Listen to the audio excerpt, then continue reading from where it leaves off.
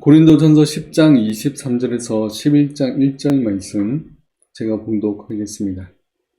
모든 것이 가하나 모든 것이 유익한 것은 아니요 모든 것이 가하나 모든 것이 덕을 세우는 것은 아니니 누구든지 자기의 유익을 구하지 말고 남의 유익을 구하라. 무릇 시장에서 파는 것은 양심을 위하여 묻지 말고 먹으라. 이는 땅과 거의 충만한 것이 주의 것임이라. 불신자 중 누가 너희를 청할 때 너희가 가고자 하거든 너희 앞에 차려놓은 것은 무엇이든지 양심을 위하여 묻지 말고 먹으라.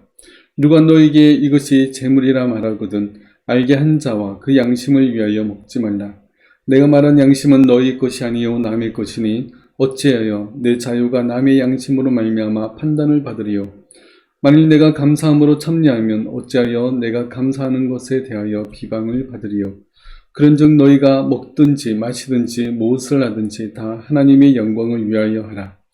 유대인이나 헬라인에게나 하나님의 교회나 거치는 자가 되지 말고 나와 같이 모든 일에 모든 사람을 기쁘게 하여 자신의 유익을 구하지 아니하고 많은 사람의 유익을 구하여 그들로 구원을 받게 하라. 내가 그리스도를 본받는 자가 된 것 같이 너희는 나를 본받는 자가 되라. 아멘.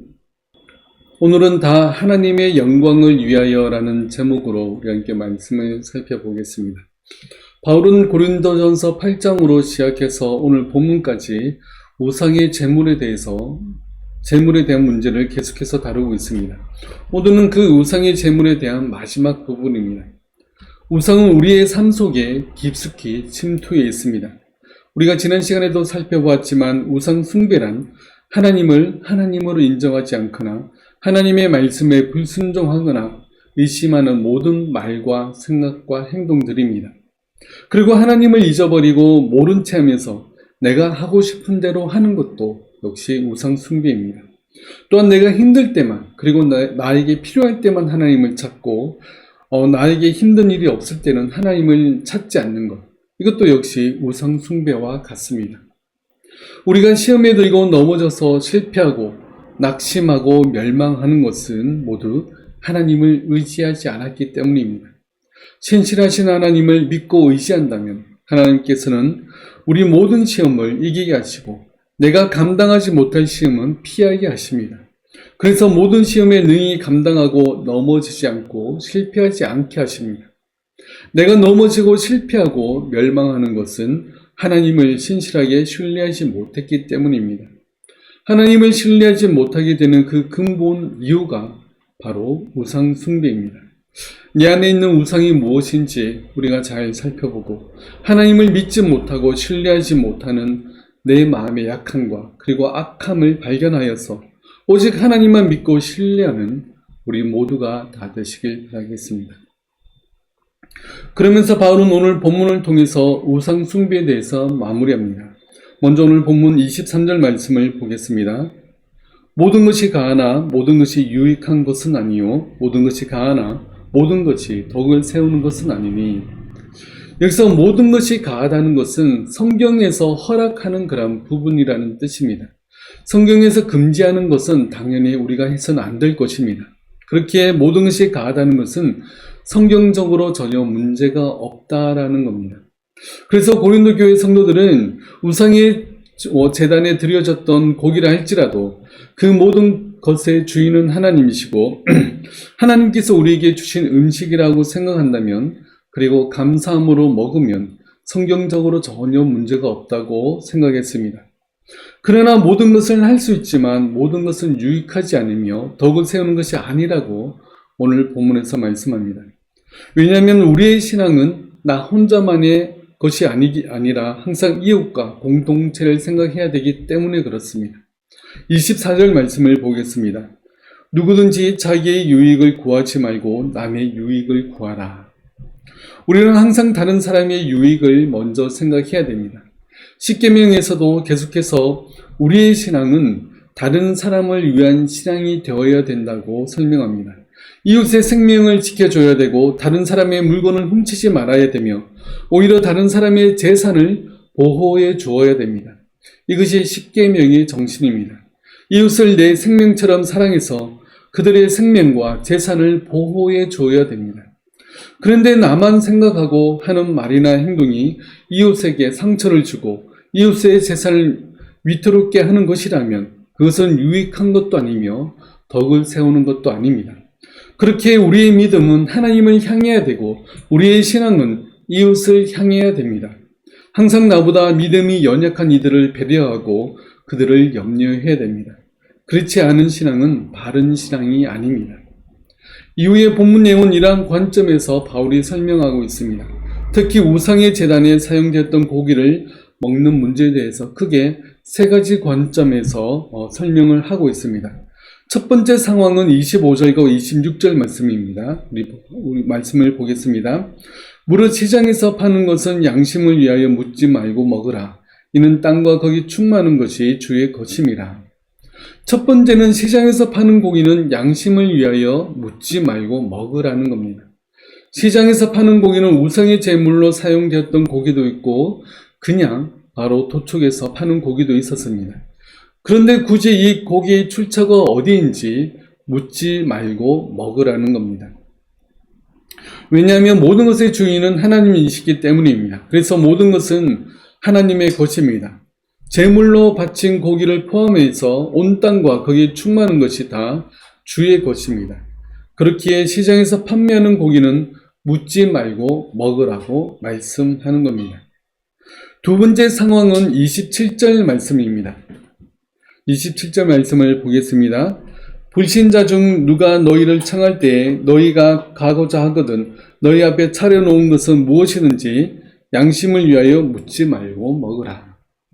두 번째 상황도 비슷한 상황입니다. 불신자가 믿는 자를 집으로 식사 초대를 했습니다. 그런데 믿는 자는 그 고기가 우상의 제물에 바쳐진 고기인지 아닌지를 묻지 말고 먹으라고 이야기합니다. 또 그 고기의 출처를 묻지 않는 것이 식사 초대를 한 분들에 대한 예의입니다. 그런데 문제는 세 번째 상황입니다. 세 번째 상황은 어떤 사람이 그것이 우상의 제물로 사용된 건데 라고 이야기한다면 먹어서는 안 된다는 겁니다. 28절 말씀을 보겠습니다.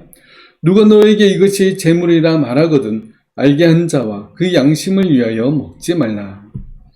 만일 어떤 사람이 내가 그리스도인인 것을 알고 또 그 음식이 제물로 사용된 것이라고 말한다면 그것을 먹지 말아야 됩니다. 그것이 제물로 사용된 것이라 또 모든 것이 하나님의 것이기 때문에 나는 먹어도 상관이 없지만 그것이 제물로 사용된 것임을 아는 다른 사람이 볼 때에는 다른 사람이 시험에 들기 때문에 먹지 말라라고 얘기를 하는 것입니다.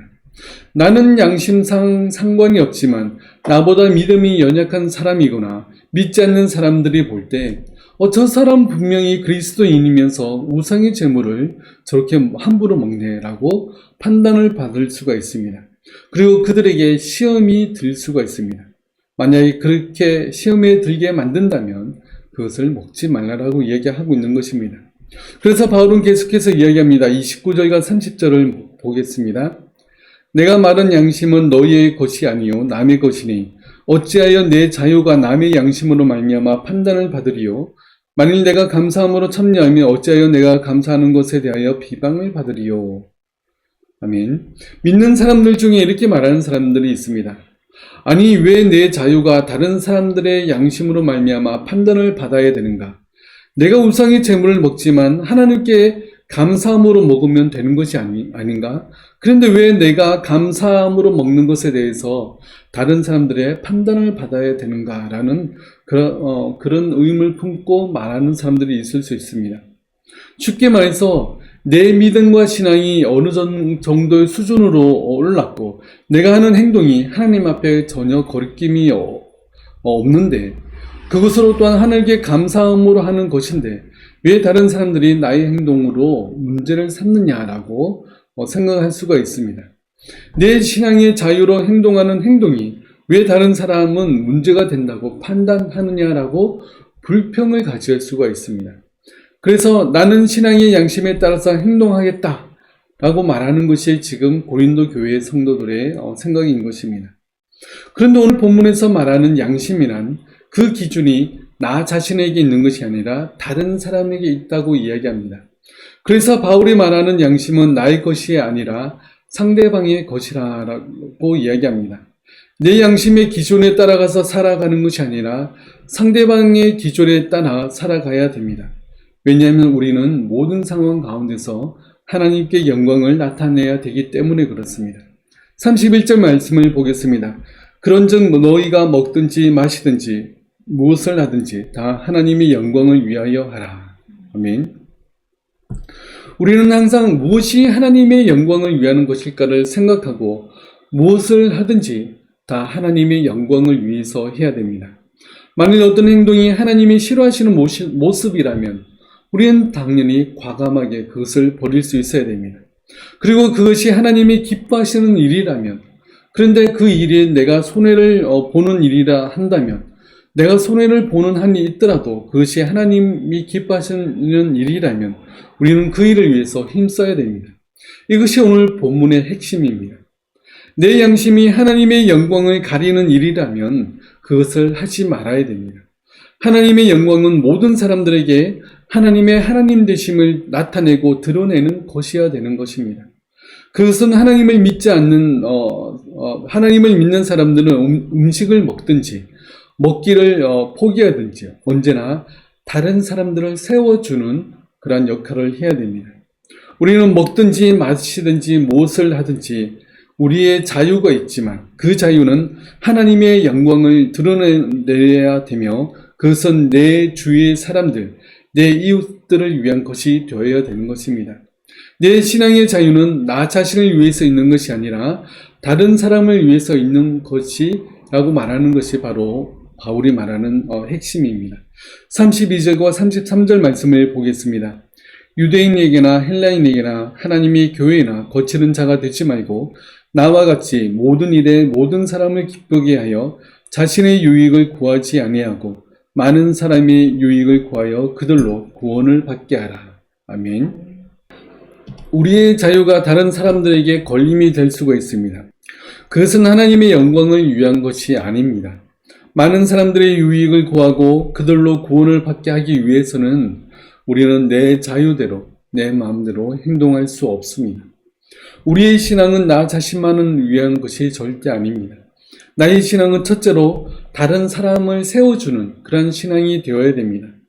만약 내 신앙과 자유가 다른 사람을 걸려 넘어지게 하는 것이라면 그것은 바른 신앙이 아닌 것입니다. 고린도전서 8장 9절에서 이렇게 말씀합니다. 그런즉 너희의 자유가 믿음이 약한 자들에게 걸려 넘어지게 하는 것이 되지 않도록 조심하라. 아멘. 내 신앙의 자유가 다른 사람을 시험에 들게 하고 걸려 넘어지게 하는 것이 되지 않도록 조심하라고 말씀합니다. 그래서 항상 말과 행동에 우리는 조심해야 되는 겁니다. 그래서 바울은 자신의 행동으로 믿음이 연약한 이들이 걸림돌이 된다면 그 행동을 아예 하지 않겠다고 이야기합니다. 고린도전서 8장 13절에서 이렇게 말씀합니다. 그러므로 만일 음식이 내 형제를 실족하게 한다면 나는 영원히 고기를 먹지 아니하여 내 형제를 실족하지 않게 하리라. 우리는 믿은 지 오래되고 어느 정도 믿음에 자신감이 생길 때 우리는 더욱 조심해야 됩니다. 내 믿음의 자유가 다른 사람들에게는 걸림돌이 되며 거치는 것이 될 수 있기 때문에 그렇습니다. 그래서 바울은 이러한 걸림돌이 되지 않겠다고 말합니다. 그 이유는 바로 이 복음 때문에 그렇습니다. 9장 12절에서도 이렇게 말씀합니다. 다른 이들도 너희에게 이런 권리를 가졌거든 하물며 우리일까 보냐. 그러나 우리가 이 권리를 쓰지 아니하고 범사에 참는 것은 그리스도의 복음에 아무 장애가 없게 하려 함이로다. 바울은 자신이 가진 믿음의 자유함을 함부로 사용하지 않고 참는 것은 그리스도의 복음에 아무 장애가 없게 하기 위함입니다. 바울은 복음을 전하고 여러 지역의 교회를 세우고 많은 사람들에게 복음을 전하는 자로서 자신이 하는 말이나 행동이 믿는 사람이든 믿지 않는 사람이든 많은 사람들이 자신을 보고 있음을 알고 있었습니다. 그래서 말이나 행동이나 조심했던 것입니다. 우리 역시도 항상 조심해야 됩니다. 다른 사람들이 나를 보면서 아니 하나님을 믿는다는 사람이 왜 저래? 라는 평가를 받지 않도록 우리는 힘써야 됩니다. 오히려 다른 사람들에게 우리의 삶의 본을 보여줘야 됩니다. 그래서 복음의 장애가 되는 것이 아니라 복음의 통로가 되어야 되는 것입니다. 믿지 않는 사람들은 하나님을 알 수 없습니다. 예수님이 누구신지, 예수님이 어떤 분이신지 알지 못합니다. 그래서 우리는 먹든지 마시든지 무엇을 하든지 그것이 하나님을 나타내며 그리스도를 보여줄 수 있는 것이 되어야 됩니다. 이 세상은 나 혼자 살아가는 곳이 아닙니다. 나와 함께 하시는 하나님께서 나에게 힘과 지혜를 주신다는 사실을 믿고 내가 어떤 상황에 처하든지 하나님께서 함께 하시기 때문에 그런 상황 가운데서도 우리는 웃을 수 있고 우리는 기뻐할 수 있는 사람들입니다. 우리도 하나님 한 분만으로 인해서 기뻐하고 즐거워하시기 바랍니다. 우리는 세상에서 힘들고 어려운 상황에 부딪힐 때 도저히 기뻐할 수 없고 기뻐할 수 없는 그런 환경에서도 능히 기뻐하고 다른 사람들에게 우리의 기쁨을 나눠주고도 남음이 있는 그러한 기쁨을 소유한 자들이 바로 우리들입니다. 하나님의 기뻐하시는 삶을 사시기 바랍니다. 그러므로 말미암아 세상 가운데서 하나님의 하나님 되심을 나타내는 우리들이 되기 바랍니다. 하나님 한 분만으로 기뻐하고 즐거움으로 말미암아 참된 만족을 누리는 저와 여러분들 되시길 바라겠습니다. 11장 1절 말씀을 보겠습니다. 내가 그리스도를 본받는 자가 된 것 같이 너희는 나를 본받는 자가 되라. 아멘.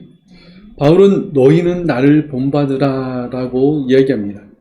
바울은 계속해서 여러 성경들에서 나를 본받으라 라고 이야기하는데 고린도전서 4장에도 이렇게 말씀합니다. 그리스도 안에서 일만 스승이 있으되 아버지는 많지 아니하니 그리스도 예수 안에서 내가 복음으로써 너희를 낳았습니다.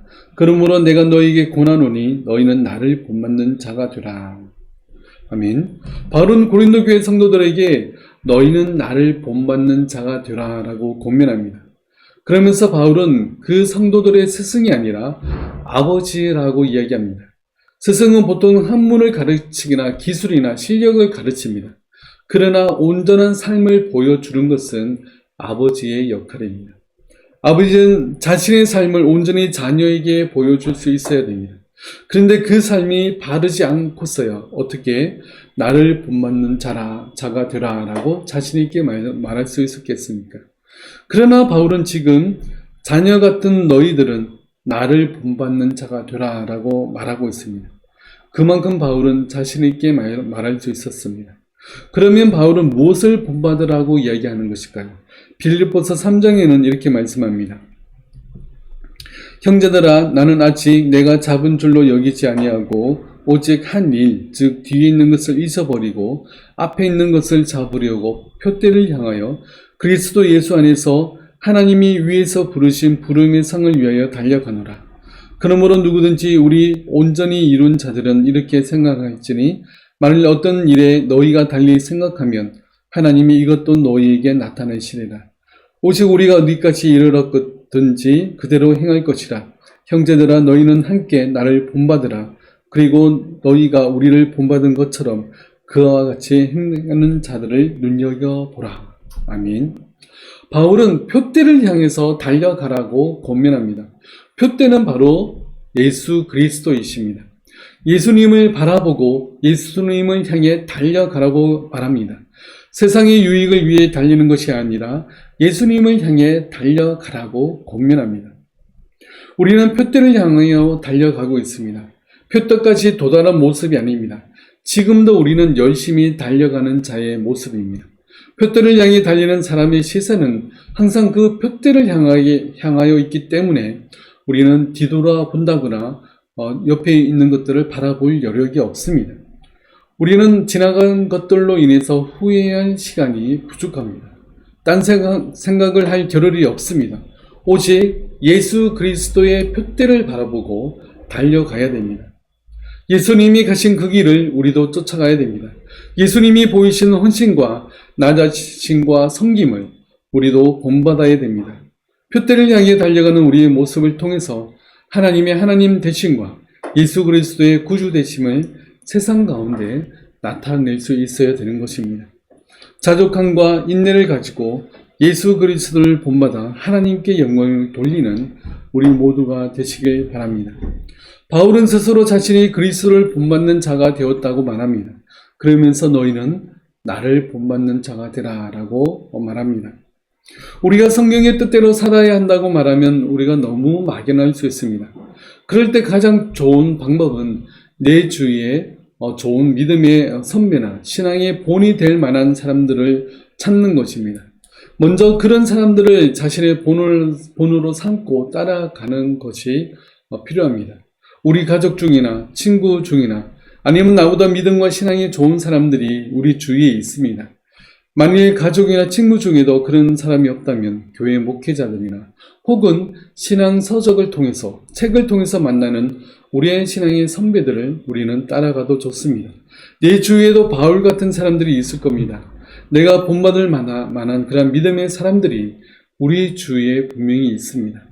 나보다 신앙이 좋은 사람들을 자신의 본원으로 삼고 그들의 신앙생활을 본받기 위해서 힘쓰시기 바랍니다. 그들과 나를 비교해야 하라는 말이 아닙니다. 나보다 믿음이 좋은 사람과 비교해서 자신이 얼마나 초라한지를 발견하라는 말이 아닙니다. 나보다 믿음과 신앙이 좋은 사람은 어떻게 생활하는지, 또 어떻게 성경을 읽고 묵상하는지, 어떻게 기도하고, 또 어떻게 말하고 행동하는지를 살펴보는 겁니다. 또한 집에서도 어떻게 신앙생활을 위해서 노력하고 또 사회생활 중에서도 어떻게 노력하는지를 물어보고 그들의 삶의 본을 따라가 보는 겁니다. 처음부터 예수 그리스도의 발자취를 따라 살아가라고 한다면 당장 눈에 보이지 않는 예수님을 자신의 삶에서 그려보기가 굉장히 힘듭니다. 그래서 내 주위에 믿는 사람들이 어떻게 신앙생활 하는지를 보고 따라해 보는 것도 우리에게 큰 도움이 됩니다. 그들의 신앙생활을 따라 사시기 바랍니다. 그러다 보면 점점 내 신앙도 성장할 것입니다. 그리고 이 모든 것은 다 하나님의 영광을 위한 일이 되어야 됩니다. 하나님의 영광을 위한 일이라면 내가 좀 힘들고 피곤하고 손해를 본다 하더라도 믿음으로 감당해야 되는 것입니다. 하나님의 영광을 위해 힘쓰는 우리 모두가 되시길 바랍니다. 하나님의 되심을 드러낼 수 있는 일이라면 최선을 다해서 그 일을 하려고 힘쓰는 저와 여러분들 다 되시길 바랍니다. 또한 우리의 모든 말과 생각과 행동을 통해서 하나님의 영광을 드러내는 우리 모두가 되시길 바라겠습니다. 기도하겠습니다. 바울은 자신의 본을 자신을 따라 살아라고 권면하듯이 우리도 세상 가운데서 나를 따라 예수 그리스도를 바라보고 그 표대를 바라보라라고 자신 있게 말할 수 있는 믿음의 사람들이 다 될 수 있도록 주님 도와주옵소서. 하나님의 우리의 양심은 나에게 있는 것이 아니라 또 우리의 믿음은 하나님을 향하고 우리의 신앙은 세상을 향해야 된다는 말씀을 기억하고 항상 이웃을 돌아보면서 내 믿음의 자유를 함부로 사용할 것이 아니라 하나님의 영광을 나타내는 데 사용할 수 있는 우리들 될 수 있도록 주님 도와주옵소서. 그래야 우리의 모든 말과 생각과 행동들이 하나님의 영광을 나타낼 수 있는 믿음의 사람들이 다 될 수 있도록 주님 도와주시옵소서. 지금은 십자가 위에서 우리의 모든 죄를 사하신 주 예수 그리스도의 은혜와 우리를 사랑하시되 끝까지 사랑하시는 하나님의 사랑하심과 성령님의 함께하심과 위로하심이 오직 표대를 향하여 예수 그리스도를 바라보고 살아가길 원하는 우리 모든 성도들 머리 위에 지금부터 영원토록 함께하실지어다. 아멘.